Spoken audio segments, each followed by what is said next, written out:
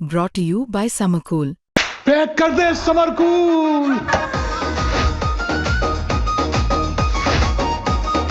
Summer cool cooler हवा ऐसी छोड़े पूरी फैमिली को ठंडक से जोड़े। समरकूल लाइफ बनाए वंडरफुल।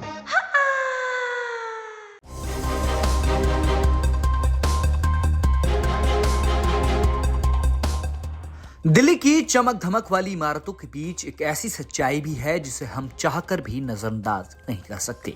वो है शहर की झुग्गी बस्तियां। लेकिन क्या आप जानते हैं कि अब दिल्ली की इस पुरानी तस्वीर को बदलने की तैयारी जोरों पर है। दिल्ली को स्लम फ्री यानी झुग्गी मुक्त बनाने के लिए Delhi urban shelter improvement board यानी डूसिप एक नई मास्टर पॉलिसी पर काम कर रहा है। मकसद साफ है, हर हाथ को काम और हर सिर पर पक्की छत। अब सवाल उठता है कि दिल्ली किस रास्ते पर चलेगी। इसके लिए अधिकारियों की टीम देश के सबसे सफल मॉडल्स की स्टडी कर रही है। इसमें सबसे ऊपर नाम आता है गुजरात की सूरत और अहमदाबाद का। वहां जिस तरह से झुग्गी पुनर्वास हुआ उसने पूरी दुनिया का ध्यान खींचा। इतना ही नहीं, सबकी नजरें मुंबई की स्लम रिहेबिलिटेशन अथॉरिटी पॉलिसी पर भी है।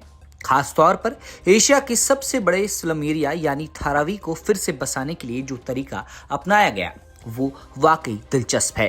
अधिकारी पीपीपी यानी पब्लिक प्राइवेट पार्टनरशिप मॉडल को भी एक बड़े विकल्प के तौर पर देख रही है। मतलब सरकार और प्राइवेट कंपनियां हाथ मिलाकर इन झुग्गियों की जगह शानदार हाई राइज बिल्डिंग्स खड़ी करेंगी। अब जरा दिल्ली के आंकड़ों पर गौर करते हैं। दिल्ली में फिलहाल करीब 675 झुग्गी बस्तियां हैं जहां लाखों लोग बरसों से रह रहे हैं।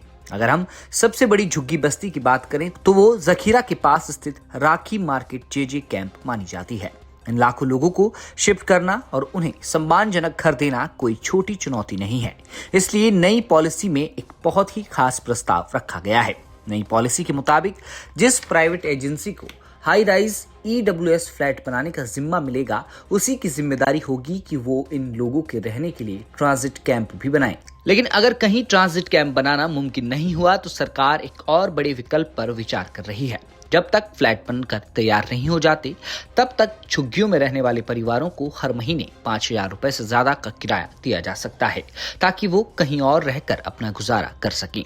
एक और दिलचस्प बात, अधिकारियों का कहना है कि मुंबई के धारावी मॉडल में करीब 70% लोगों ने खुद आगे आकर कोऑपरेटिव सोसाइटियां बनाई और बिल्डर्स की पहचान की। यानी जनता की भागीदारी सबसे जरूरी है। दिल्ली के लिए ये नई पॉलिसी कितनी कारगर साबित होती है ये तो वक्त बताएगा। ब्यूरो रिपोर्ट, दिल्ली तक।